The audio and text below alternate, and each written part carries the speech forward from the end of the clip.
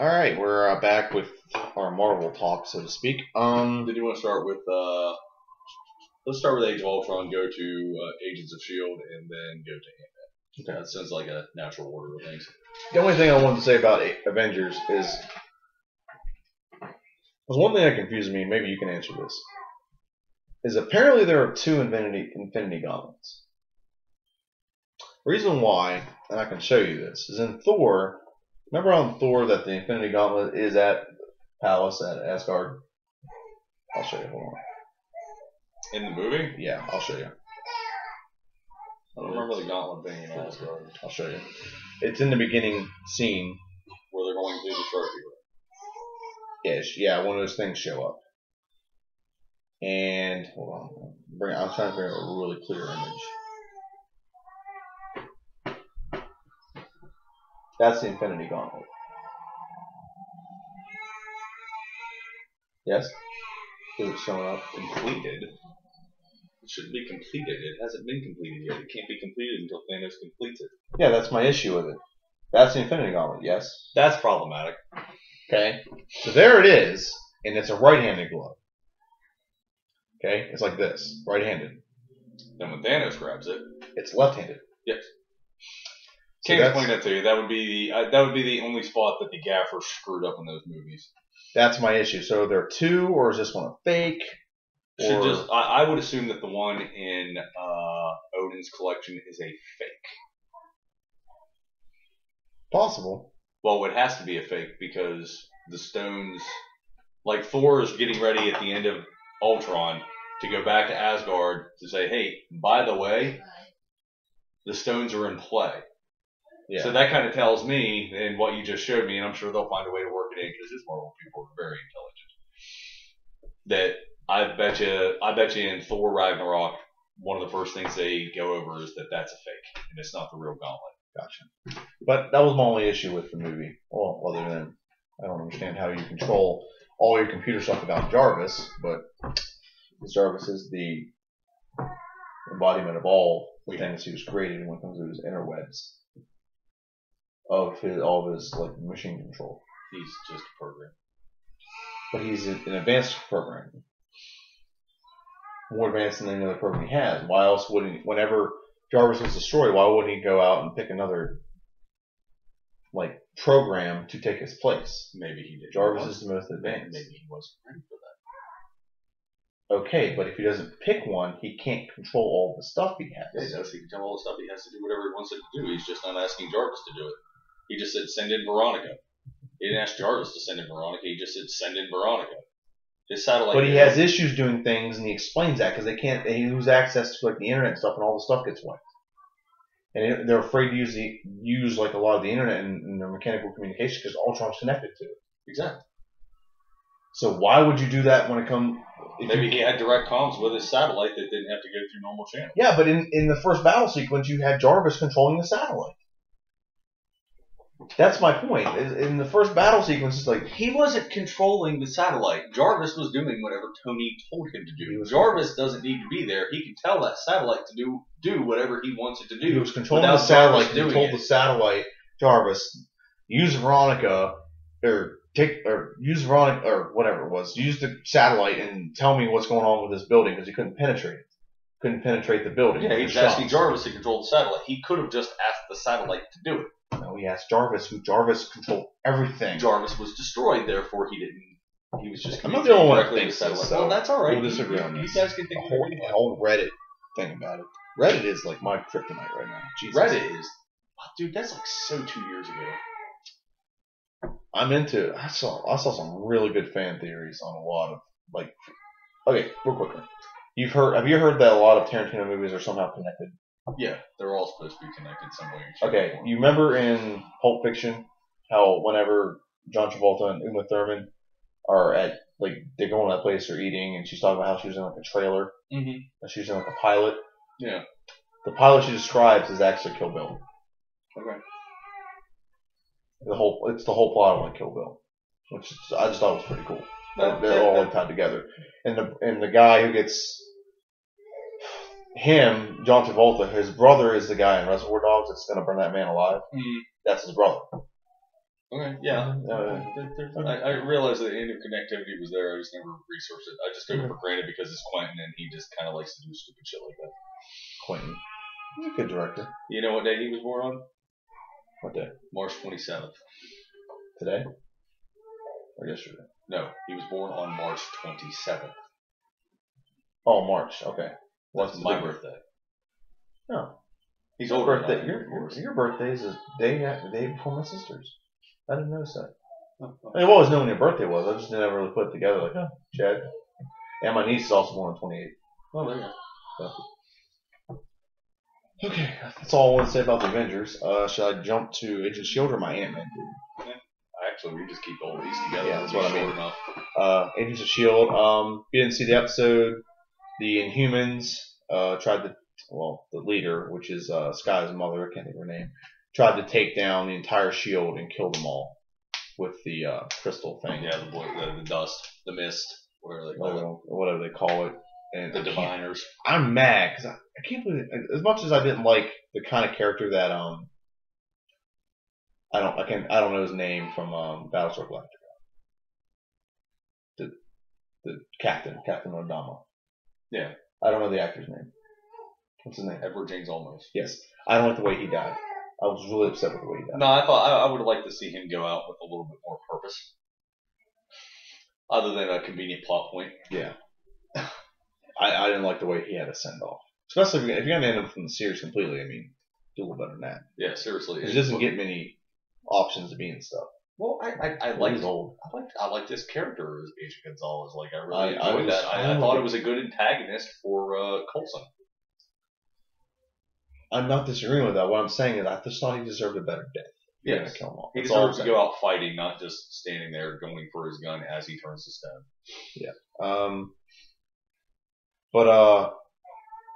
And Sky and the other members of S.H.I.E.L.D. stop the Inhumans from doing this. You have one of the Inhumans helping, was that Lincoln? Yeah. Lincoln who he controls electricity, right? Mm-hmm. And then you have Agent May. So it looks like next season that Wade is going to be the big bad villain. The new leader of Hydra. Yeah, that's a possibility. Simmons, damn.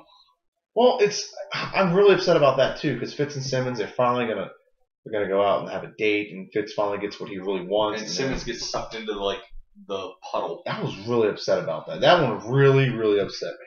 Bottle. Okay. That really upset me. I was really upset about that. I'm like, now I want to know what the hell that damn thing is. Yeah, so do I. Like, I know it neutralizes everything else that's going on, apparently. Cat, what is with you looking outside? Come on, Chuck. It ruins the camera, the light. It's too much light. You're right. Come here. Too much white light. Go the other way. White light! White light! Nope. Now he's just fucking with you. Cat? Where is he? He's over there. Chuck. Chuck? Come here. Too much white light. Professor X. Charles. I wish I could control it with my mind. You just had chicken fries like 2 hours ago. It's a joke. It's joking.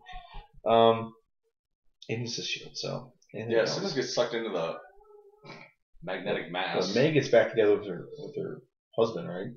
Or there's something going on there. Well, there was something going on out there throughout the season. They're not there yet. Then you have Coulson's rebuilding S.H.I.E.L.D. Yes, now that Fury is back in play. They don't have to play hidey hole anymore. Yeah, they did play it in really well with the movie. I did like that.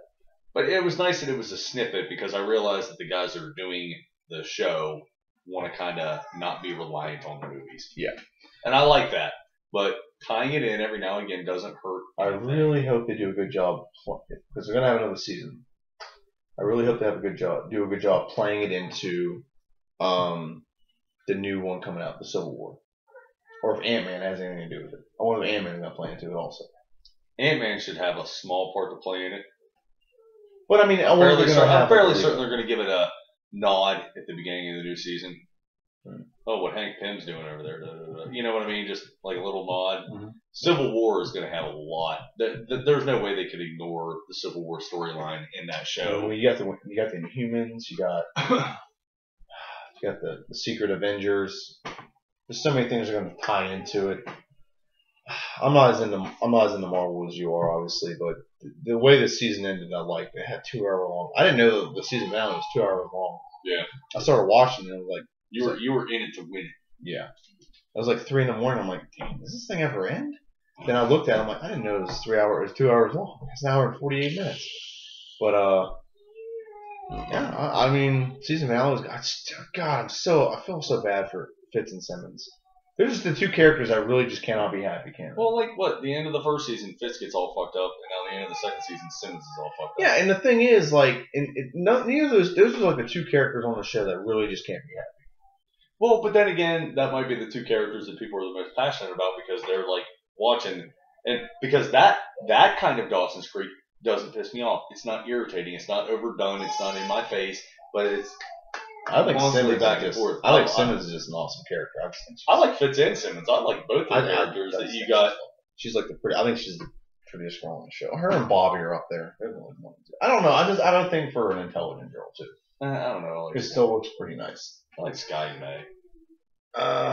Because I've always enjoyed Ming Na. She's been in like a bunch of series up to this point. I've always enjoyed characters. The girl who plays Bobby was Wonder Woman. I have the Wonder Woman pilot if you ever want to watch it. Yeah, but she played Wonder Woman. It didn't take I don't know why it didn't. It wasn't horrible. Elizabeth Hurley was the bad guy. So I mean, it wasn't. I mean, it probably just wasn't like. They probably just didn't think it would do as good. This is what an issue with a lot of shows like on CW is they'll compare it to something they've already done. They did for a long time. Like there's a lot of shows they wanted to do like a Batman version of like Smallville a long time ago. But they're trying to compare it to what they've already done. Like, would it do as good as this? And they do a pilot, and like, nah, it's not as good as this. And they try to compare it. Now they're just going more off of what they think fans might like, as opposed to what they predict fans would like, rather than. Don't try to anticipate your fan base. Yeah. They're just letting it go and seeing what happens. They're taking more risk, would be the best way to put it. Well, Gotham was a brilliant risk. Well, that's not CW, but I get your point. No, Gotham was on Fox. Yeah, I get your point. They do have the license to cross over. It's just a lot of BS. Like they have the same characters, they're contracted for both. I'll be back in a second. Boba Fett shirt, by the way, awesome. But like for example, the guy who plays Victor Zsasz, also played a character in. I don't remember what it was. He has like lasers out of his eyes or flames out of his eyes or something. Yeah, in Flash. He played a character in Flash. So they're contracted for both. Like the girl who plays... Well, no. They're not contracted for both. He worked on this show and worked on that show. He has a contract with DC. The same with Marjorie, or the woman who played the doctor, the nurse that James Gordon's dating. Leah Thompson. Dr. Beverly Tompkins. Beverly Tompkins. Yes. If you're such a huge bat guy, how do you not know? I don't remember her name, man. Dr. Beverly Tompkins. Anyway, Tompkins. The actress is being contracted to do DC stuff for a long time. That's why she's in so many DC like cartoon movies. She's in a lot of them. Like she plays in the recent one that just came out. Yeah, I saw her voice cast. Yeah. She played Gideon, that voiceover computer thing. She plays a lot of things, and those guys, if you're contracted, some people are contracted just with CW. For example, Stephen Amell is not contracted with DC. He's contracted with CW, so he won't go over and do something completely different for Gotham. Some guys are contracted with DC specifically, so they're obligated to be thrown in CWs and then CBS whenever it comes out. I would actually have to see those contracts because I disagree. I just think it was a stroke of sheer coincidence that you decided that they cashed you for this and cashed you for that. The guy who I could look it up, but I'm 90% certain the guy who plays him played the voice of I might have to look it up because I can't remember off the top of my head. He plays the voice of a handful of characters. Like he played the voice of someone in like the Arkham games. The guy who played in Victor Zsasz. So some people are contracted strictly with CW, others are contracted strictly with DC. DC is not an entertainment entity. They shop out that part of their stuff to Warner Brothers, to the CW, to Fox, to whoever. I just think it's if when it happens that often, it's not coincidence. That's all I'm saying. Okay. Well, it could not be coincidence. It could be they For just example, really enjoy working for. You think it's a coincidence that Mark Hamill not only does Flash, and then he does an Arkham game based on a DC character which we're talking about Marvel right now, but I'm off topic. I guarantee you the Warner Brothers logo shows up in the end credits of Arkham somewhere. Because that's who has the credits to Warner Brothers owns DC, so you're kind of mixing it here. No, Warner Brothers does not own Warner DC. Brothers owns Disney owns Marvel. Warner Brothers owns all the DC rights to any entertainment medium. That is not comic book. I'm telling you. They own all the rights to any entertainment medium. That is There's why no way in hell Warner Brothers would have shopped Detective Gordon's story with a young Bruce Wayne to 20th Century Fox. There's no way in hell. Look how long they credited at the end of it. At the end of every episode of Gotham, they credited. I'm just saying, look how long it's taken Marvel to try to get Spider-Man back into the fold off of Fox. Yeah, whoever Marvel, I don't know what actual business owned Marvel prior to Disney owning it. You gotta admit, Marvel was mismanaged. Because if it was managed intelligently, they'd have had one company make it, like Disney, and it all been intertwined, and all their stories. Well, they shopped around for the highest bidder. 20th Century Fox Sony bid the highest on Spider-Man, so that's who ended up with them. 20th Century Fox bid the highest on the X franchise, including the Fantastic Four, and that's why they ended up with them. No one would bite on anything else. That's why they opened their own production company, Marvel Studios, in order to get the movies made the way they wanted them, because they weren't happy with how they were being handled. If it was done, can we agree that with Disney taking over it, and I'm not a huge fan of Disney because I think it kind of, what's the word I'm thinking? It doesn't appeal to adults as much as it could. But can we at least agree with one entity running everything? The stories would be a lot better intertwined and more. I think so, but I think it's more of a coincidental thing that these actors are looking for work than it is DC Warner Brothers actually went out and contracted Leia and said, hey, you're going to do anything we tell you to do for the next 10 years. No actress or actor is going to sign a contract like that. No one. It would have to be extremely lucrative. I think it's more or less that she agrees to do certain parts. But there's parts that have to be known up front. I don't think it's as strict as you say, like we own you for 10 years. I think it's like, if we have parts, because you have a wide variety of talent, we will call you first if you want them, and we'll try you out first, and then we will branch out beyond that. That would never work because that goes against the Screen Actors Guild.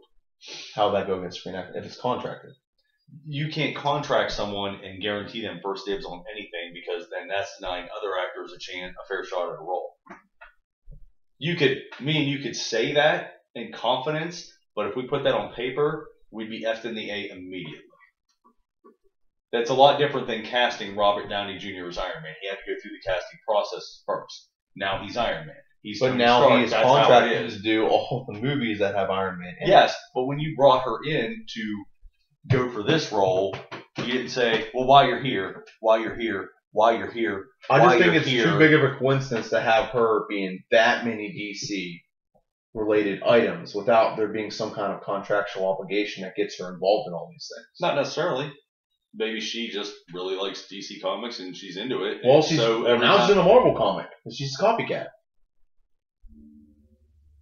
How is she a copycat? She's copycat. I swear to you, she's copycat. The woman who plays Beverly Tompkins is copycat. I'll bet you anything I own that she is copycat. What Marvel show are you watching that Copycat's in it? Copycat is going to be in the new Deadpool movie. She plays Copycat in the new Deadpool movie. Okay. Ryan Reynolds was Green Lantern in Deadpool. You're not understanding what I'm saying. She does not have an exclusive contract with Warner Brothers. Well, you're saying it's just because she likes to start DC Comics that much. Maybe she does. It's a possibility, but I'm just thinking she's contracted to do certain things with DC. She still have to audition for each individual role. I think she just has a good voice for certain things. Well, they can call her if they think she has a perfect voice to do something, but at the end of the day, they still have to bring other people in. If you look at her rap sheet, she has not rap sheet, but her credentials. She has a lot. Yeah, she's got a lot on her filmography. I know that. It's crazy how many she has. I don't think anyone in Ant-Man. God damn it. Fuck you. Fuck you back. Fuck you back. Alright. Okay, Ant-Man. I explained this theory to him, and he agrees with me, and this can kind of tie back to the DC, Legends of DC that he likes, and why he's intrigued in it. This is the theory on Ant-Man. I think Ant-Man will be one of, if not the most highest grossing Marvel comics out there, on comic book movies. The reason why I say this is you can say the same thing about Guardians of the Galaxy too. When you do more obscure comics, it is a little bit more risky, but I think the risk pays off a lot more than when you do comics that everyone knows. For example, if he knows because he's a Marvel fan, but I don't even know. I don't know the origin story of Ant-Man. I didn't know the origin story of Guardians of the Galaxy. I knew pretty much the basics. Did you know the origin story of Guardians? Yeah. The premise has changed about 5 times over the years, but it's the same basic thing. There's always an Earthling floating around. Yeah, and like he just said, it's been changed 5 times. Because it's not known, you can pick one of those 5 that you like the most and make it. Some people are very well known. You can probably go up to the streets and ask anyone in this world, in America at least. Let's just go America and ask them the origin story of Batman. And they'll probably get it pretty dead straight. His parents got shot in front of him. He wanted justice, and in his pursuit of justice, he saw the bigger picture and decided to try to rid Gotham of crime and clean the streets. Is that basically a pretty good sum up? Yeah, very basic. In a nutshell. In a nutshell, Superman, same thing. Superman, his parents died. His parents launched him to Earth. He was raised by I can't remember his father's first name. Tom and Martha. Oh wait, that's the Wayne. Yeah. Whatever. The Kent family. Okay. Anyway, and he was raised in Smallville, and then he became Superman. And he eventually decided that he was going to be the protector of Earth, or at least so to speak. But anyway, that's very basic, and those are very well known. What's the origin story of the Black Cat? Does anyone know that? You probably know. What? The origin story of the Black Cat. Don't tell me this whether you do or don't. Does everyone know? I'm vaguely familiar with it, and if I was going to explain it to you, I would say it is very, very similar to that of the Black Canary, only the cat started out more like Catwoman and became the canary. Okay. Started out as a criminal and found her way to being good. She's just pretty much a badass. She doesn't really have any special power. No, okay. I meant Black Panther. I'm sorry. Oh, I thought you meant Black Cat. Because that's a female that's intertwined in Spider-Man universe. Spider-Man's another one. Yeah, if I asked anyone the origin story of Spider-Man, Spider bit him, and he became Spider-Man. So those, for the most part, because they have canon now, you can't veer away from that canon without pissing a lot of fans off. When you have a comic book like Ant-Man or Guardians of the Galaxy or like even Kick-Ass, you can start that story and kind of tell it however you want to, and you can basically create the canon. And that's why I think Ant-Man, and like he said, DC Legends, because it's more obscure comics than the major guys, are gonna do. They're gonna do better because less people know about it, so I'm more intrigued to see it. And then in doing so, like we're at an age. I'm like you said, like there's an age of what would you call the golden age of comic books? Actually, it's technically defined as 47 to I believe 62. I think we're getting into the platinum age of comic books. And here's why: because you got the major superheroes. Their comic book stories are so well known, like Batman, Superman. I'd say for the most part, Flash, Wonder Woman, maybe. Not everyone knows their story, but a lot of Marvel characters, you know their story now. We're getting to the point where the more obscure comic book characters, we were talking about this earlier, are becoming are becoming from going like tier 4 or 3 to becoming tier 2 or 1. Yeah. Like Arrow is an example. Green Arrow. Most people will know his origin story soon, so he will be a tier 1 superhero.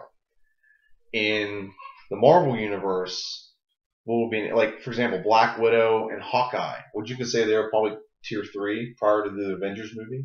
Now everyone knows about them. 38 to 1950 was the golden age of comics. What would you call the era after that? The Silver Age. That was 1956 to 1970. And after that, that would be the modern age. Okay. Well, I think we're entering in the age where obscure comic books are getting more light, and like they have canon back all the way, like Batman was made 75 years ago, and you're having canon all the way back that far, and now they're starting to get put in the limelight because everyone's heard the Batman story 100 times. They've heard the Superman story 100 times. There's only so many times you can replay it. We're like, we want something new. So that's where I think we're at. And that's my theory, is that more obscure comic books are going to start getting more of the limelight than the normal ones, or I'd say the known ones, I should say, because of that. You can build a following from scratch. Yeah. You already have them interested. And you're in an age where information is instant. If you want to go look up Ant-Man right now, is there anything stopping you other than having access to the internet?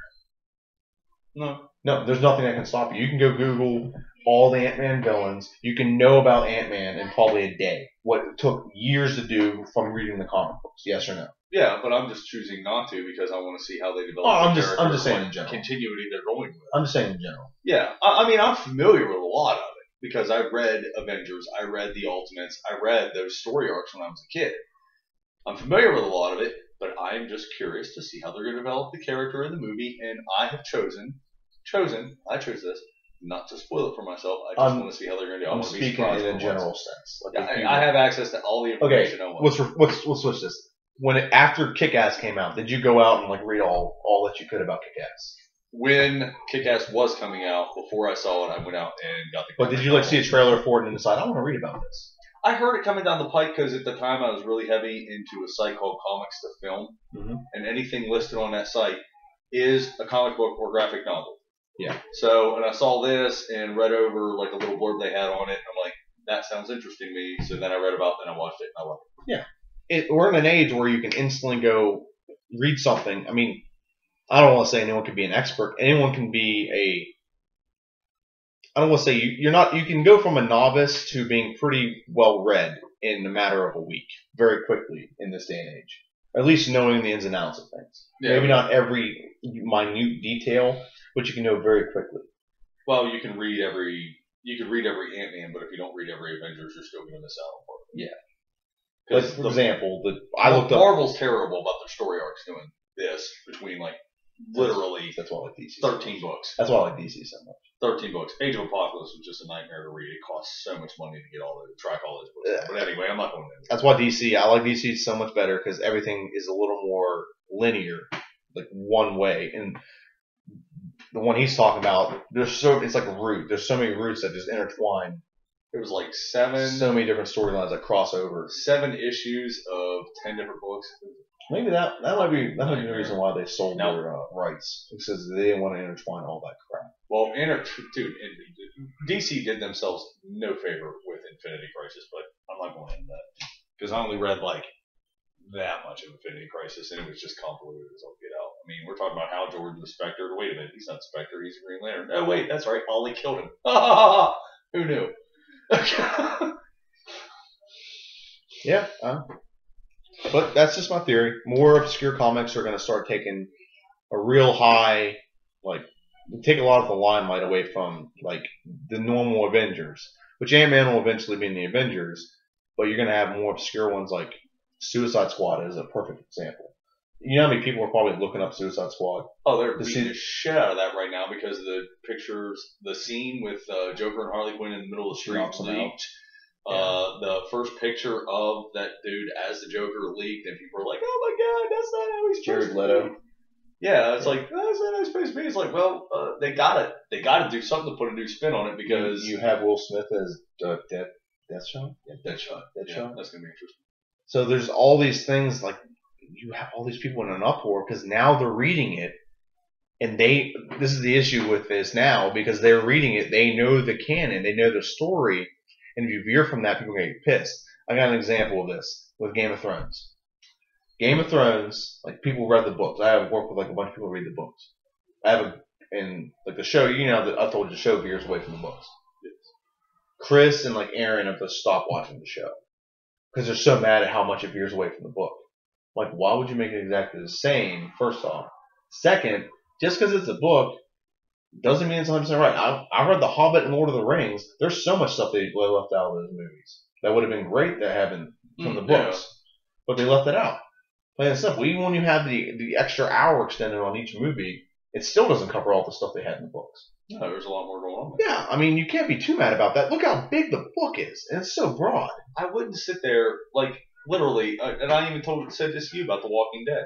If The Walking Dead followed the comic, pain for pain, word for word, why would you? I would not be watching it right now because I've already seen it. Because all you have to do is Google online and you read the wrong thing. Oh, fuck, I just spoiled season 5 for myself.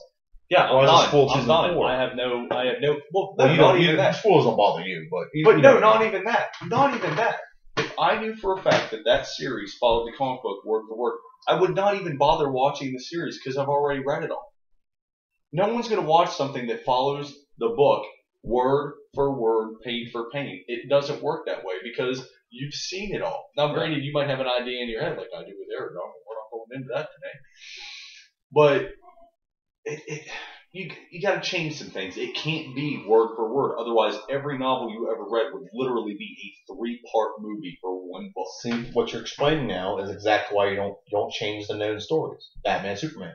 What if they gave Batman a completely different origin story? I'd be one of them. You know how many people would be mad about changing the origin story that made him who he is?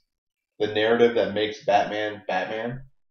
They do that a little bit in Infinity Wars, because you see the other types of Batman in other universes. Like there's another version where Batman is a villain. He's called Owlman or something, and he basically sees that prolonging humanity. I thought Owlman was from the Watchmen. It's not Owlman. I'm sorry. It's something like he looks like an owl. It's basically what to put it. Okay. He's not Batman, but he looks like an owl or something like that. You're getting way off topic. A little bit, but basically in that one, Batman thinks that, or the Infinity bad version of Batman, who he's like married to Wonder Woman, or not, I don't know what she's called. I don't know what she's called. I don't know this one that well, the names of them. But basically, of course, I am full circling here. Scary. But basically, he thinks that by prolonging the death of humanity is pointless. So he just wants to destroy everything. Okay. And that's obscure. And you can't. I'm just saying you can't change the origin story. Yeah, well, which is why. That's called Elseworlds in DC and What If in Marvel. Yeah. That's What If Batman was a vampire. It's a very interesting read. Bloodlust. I actually liked it. Alfred kills him at the very end.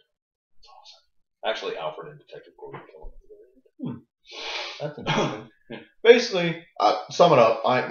My point is, we're in an age where I think we're going to see more and more and more obscure comics.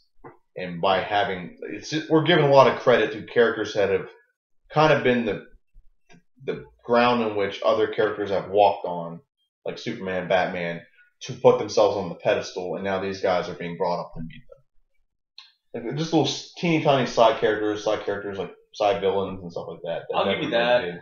Been given lip service. I'll give you that. Well, I'll give you that, and then my point on top of that would be the fact that they don't have to be so straight lined with these characters. No, there's more creative freedom with Ant-Man, Black Panther, Guardians of the Galaxy, Doctor Strange. Oh yeah, I can't wait for Doctor Strange. A lot more. Oh, you get a lot more leeway with playing around with that. Yeah. Whereas Iron Man got to kind of go a certain way. Captain America, there's no other way about it. Batman, no other way about it. Superman, no other way about it. Like, you cannot change that. See, what Hal Jordan, you can take a little creative liberty with. See, this is why Fantastic Four is going to be is such a risk, because most people know the basic origin of them, right? Yes. But it's completely being a different origin. So that's why this one, the new one coming out, is such a risk. They can try whatever they want. I don't care. I'll probably go watch it, and if I hate it, they'll know. Yeah, probably. They'll know. I mean, obviously, I'm gonna watch it too. So, but yeah, that's the only point I wanted to make about Ant-Man, is that I think it's gonna do really well. So you want to jump to Game of Thrones? It only took you like 24 minutes to get that point out. Yeah. Well, we did argue a little bit on other things, but we like to argue. We did. All right, we're gonna jump to Game of Thrones. So be ready.